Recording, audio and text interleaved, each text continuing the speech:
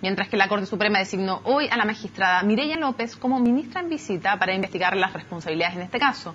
Vamos a conversar de esto y de las acusaciones también al Instituto de Previsión Social, y para ello nos acompaña Romanina Morales, ex jefa del Departamento de Convenios Internacionales y Leyes Especiales del IPS. Muchísimas gracias por acompañarnos. Muchas gracias. INP, en su momento en que usted empezó a trabajar ahí, expliquemos primero brevemente cuál era su rol respecto al tema, no de otros temas, sino que específicamente porque era más, digamos, del tema de los exonerados. ¿Qué le tocaba hacer a usted?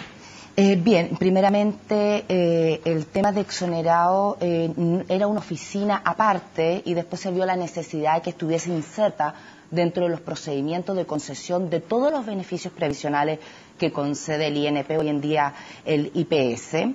Específicamente mi función era velar porque los procedimientos administrativos se hiciesen de acuerdo a la legalidad establecida en la ley, en las leyes, en el reglamento, en los manuales de procedimiento y cumplir los dictámenes, no solo de la Contraloría. En esa labor, ¿usted vio algo que estaba fuera de precisamente el cumplimiento de las normas? Cada vez que nosotros teníamos algunas dudas respecto a la aplicación de la materia de exonerados políticos, nuestros organismos supervisores y contralores se le era consultado, tanto a la Contraloría General de la República como en su oportunidad Superintendencia de Pensiones y Superintendencia de Seguridad Social. Rafael del Campo del INP nos decía ayer que llegaban muchísimos casos donde aparecían exonerados, que no está diciendo si eran o no eran exonerados, pero que aparecían como malos datos, incompatibles de recibir un beneficio de los varios que podían acceder. Entonces, que no había, por ejemplo, concordancia con el tema de las cotizaciones y que había muchísimos de esos casos. ¿Eso era así? Efectivamente, y es natural de que pueda ser así, y no cabe la menor duda, porque estamos hablando de reconstituir una vida previsional del año 1973, o sea, más de 30 años de reconstituir. No era por eso, no era por falta de antecedentes, sino que con los antecedentes presentados habían casos que simplemente, por el tema de las cotizaciones o por no haber trabajado en la época en que había que trabajar, no merecían simplemente recibir el beneficio. ¿Le pasó eso? Habían casos donde las cotizaciones previsionales no estaban, pero se les hacía la consulta a los exonerados si tenían la libreta en la cual se le ponían las estampillas y la adjuntaban. Si ellos no canjean la libreta, no hay cómo los sistemas computacionales tener esas cotizaciones en línea. Pero son situaciones que más bien yo diría son marginales, porque aquellos que tenían problemas, ponte tú, entre la fecha de la exoneración con las cotizaciones, nosotros pedíamos al Ministerio del Interior, a la oficina, para que ratificara o rectificara la fecha de su exoneración. Me llama la atención porque, claro, ayer el exdirector del INP nos presentaba un panorama que era distinto, digamos, él hablaba de estas inconsistencias, decía que estas inconsistencias se le hicieron ver a la Contraloría, se le enviaban mensualmente al entonces ministro del Trabajo, hacía ver que esto era algo que ocurría muy frecuentemente en el trabajo que ustedes hacían. ¿Usted no tiene esa impresión? Bueno, cuando don Rafael del Campo fue director nacional del Instituto de Previsión Social, yo estaba en otras materias. Yo volví nuevamente exonerado una vez que don Rafael Rosell abandonó la dirección del servicio.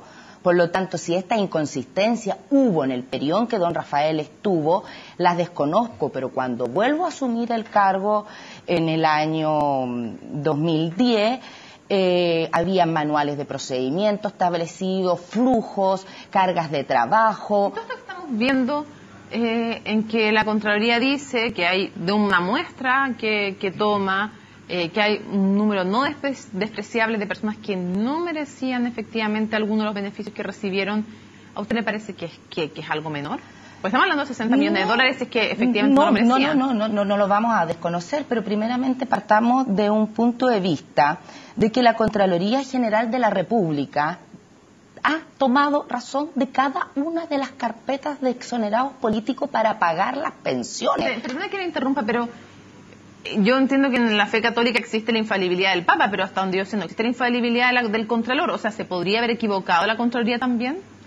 Pero si estamos hablando de un universo tan grande, ¿cómo fallaron las instituciones de supervisión y de Contraloría General de la República? También más abajo. Pero si por nosotros que damos cumplimiento a una normativa estamos errados, por algo el trámite va a toma de razón, porque son dineros fiscales. Y la Contraloría, cuando objetaba algo, hacía un reparo, se restablecía el reparo y volvía a ingresar a la Contraloría. Para mí es altamente sospechoso que ahora la Contraloría Este caso empezó a abrirse en el octubre del 2011. ¿Por qué no se ha hecho nada de octubre del 2011 al mes de hoy del 2013? ¿Cuál es la sospecha que usted, qué le parece sospechoso? A mí me parece altamente sospechoso porque resulta ser, en el año 2011 sale un artículo del señor Uvilla que dice el dossier que complica la concertación. Año octubre del 2011. Estamos a junio del 2013. ¿Por qué se han demorado 2 años en poder buscar la verdad o bien poder zanjar las dudas? ¿Usted sospecha del gobierno o sospecha de la Contraloría? No, yo, a ver, para ser netamente técnica, yo creo que 2 años en una investigación es sumamente alto el periodo, más aún considerando, si quieren revisar desde el punto de vista previsional las carpetas, el artículo 4 de la ley 19.260 solo permite revisar desde la concesión 3 años para atrás. O sea, ellos se han demorado 2 años para investigar y sin embargo han perdido 2 años si es que tuvieron la duda razonable para suspender los beneficios. Insisto, la sospecha es del gobierno o de la Contraloría o de ambos. No, yo creo básicamente que el gobierno. ¿Y qué sospecha? Sospecho de que esto en definitiva es algo que tenían desde el año 2011, lo vienen a sacar ahora en el 2013, justo ante unas primarias. ¿Usted es militante de algún partido de la Concertación? Sí. ¿De cuál? Socialista. ¿Y usted, se le podría achacar a usted también que está defendiendo, en el fondo, así como usted cree que están atacando a Michelle Bachelet, porque eso es lo que usted cree definitivamente, ¿no? Sí. ¿Que usted la está defendiendo? No, porque yo te puedo hablar desde un punto de vista técnico, con jurisprudencia, con manuales de procedimientos, con reglamentos, con leyes, o sea, desde un punto de vista técnico profesional. Ahora, que tenga una ideología política es independiente, pero yo lo que necesito que se esclarezca esto, hay un prejuzgamiento por parte del gobierno y no ha pasado esto todavía a la Fiscalía Centro Norte para investigar si hay delitos funcionarios y administrativos. Pero la Contraloría dice en esta investigación que hace sobre 9.000 casos que hay un 30% de los casos en que al menos no se puede acreditar que se trate de exonerados verdaderos. Usted, con su experiencia, ¿cree que es posible que haya efectivamente un 30% de los casos en los cuales al menos no haya pruebas para acreditar que se trate de verdaderos exonerados? Para poder responder tu pregunta, primeramente tuviese que saber de dónde sacó el universo, cuál fue la aleación en la cual seleccionó este grupo para estudio. Si son casos de la primera ley, porque a todos estos hay 3 leyes de exonerados, y de diferentes periodos, del año 93, 98 y 2002. Por lo tanto, primeramente, ¿cuál es el grupo que se selecciona? ¿De qué ley se selecciona? ¿Y de qué periodo estamos hablando? Para yo darte esa respuesta no tengo ese elemento técnico. ¿Usted podría asegurar que no es cierto que del total de casos de exonerados, al menos lo que le tocó ver a usted, haya un 30% en el cual no había pruebas de que fueran verdaderos exonerados políticos? Es que las pruebas le correspondía, es una facultad del presidente de la República que la delega en el Ministerio del Interior para la evaluación y calificación de exonerados políticos, que era competencia del Ministerio del Interior. En la revisión de las pensiones. Claro, en la revisión de las pensiones, de acuerdo a todos los antecedentes que hay, sumado a ello, que estaban tomadas de razón, no puede existir esa duda. Romanina, vamos a hacer una pausa en resumen ejecutivo y vamos a continuar con esta conversación. Seguimos conversando con Romanina Morales, ex jefa del Departamento de Convenios Internacionales y Leyes Especiales del INP o IPS. Usted, lo decíamos, es militante del Partido Socialista, sale de la administración el año 2011. ¿Usted atribuye su salida a motivos políticos? No cabe la menor duda. No cabe la menor duda, porque efectivamente mi militancia nunca la he escondido y tampoco la voy a esconder.